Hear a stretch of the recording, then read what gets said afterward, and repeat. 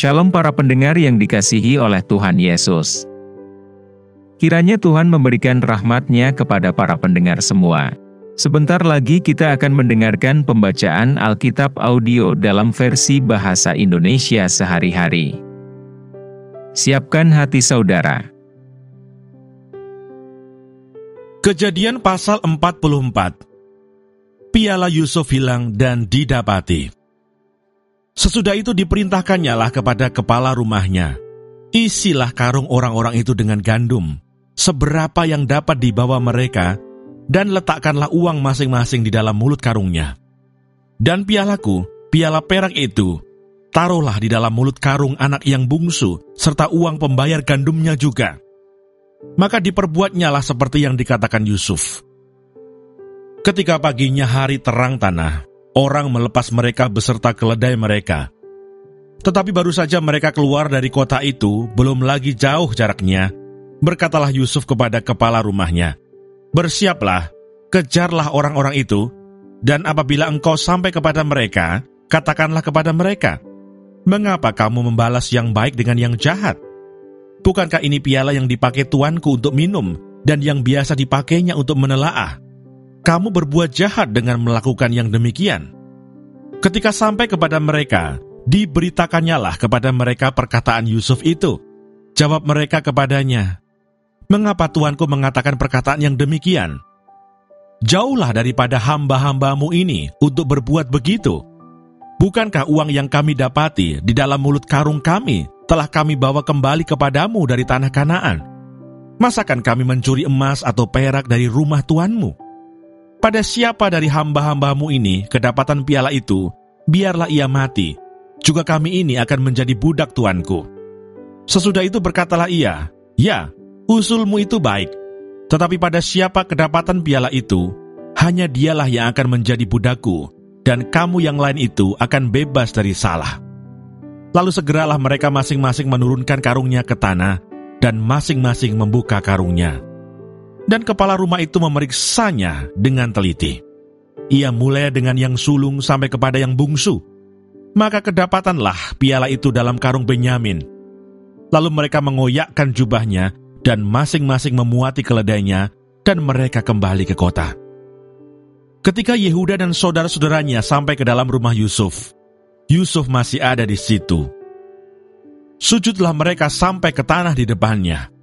Berkatalah Yusuf kepada mereka, "Perbuatan apakah yang kamu lakukan ini?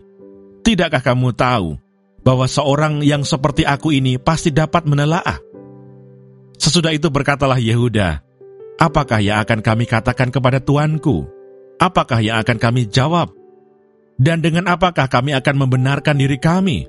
Allah telah memperlihatkan kesalahan hamba-hambamu ini.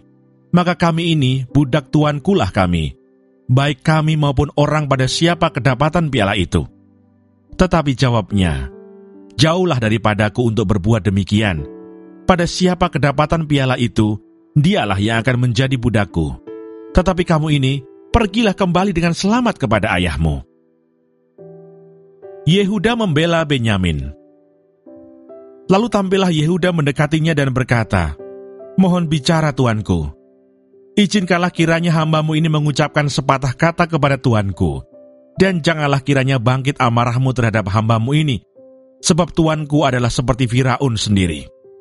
Tuanku telah bertanya kepada hamba-hambanya ini, 'Masih adakah ayah atau saudara kamu?' Dan kami menjawab tuanku, 'Kami masih mempunyai ayah yang tua, dan masih ada anaknya yang muda, yang lahir pada masa tuanya. Kakaknya telah mati, hanya dia sendirilah yang tinggal dari mereka yang seibu, sebab itu ayahnya sangat mengasihi dia.' Lalu tuanku berkata kepada hamba-hambamu ini, 'Bawalah dia kemari kepadaku, supaya mataku memandang dia.' Tetapi jawab kami kepada tuanku, 'Anak itu tidak dapat meninggalkan ayahnya, sebab jika ia meninggalkan ayahnya, tentulah ayah ini mati.' Kemudian tuanku berkata kepada hamba-hambamu ini, 'Jika adikmu yang bungsu itu tidak datang kemari bersama-sama dengan kamu, kamu tidak boleh melihat mukaku lagi.' Setelah kami kembali kepada hambamu, ayahku, maka kami memberitahukan kepadanya perkataan tuanku itu. Kemudian ayah kami berkata, kembalilah kamu membeli sedikit bahan makanan bagi kita." Tetapi jawab kami tidak dapat pergi ke sana. Jika adik kami yang bungsu bersama-sama dengan kami, barulah kami akan pergi ke sana. Sebab kami tidak boleh melihat muka orang itu apabila adik kami yang bungsu tidak bersama-sama dengan kami.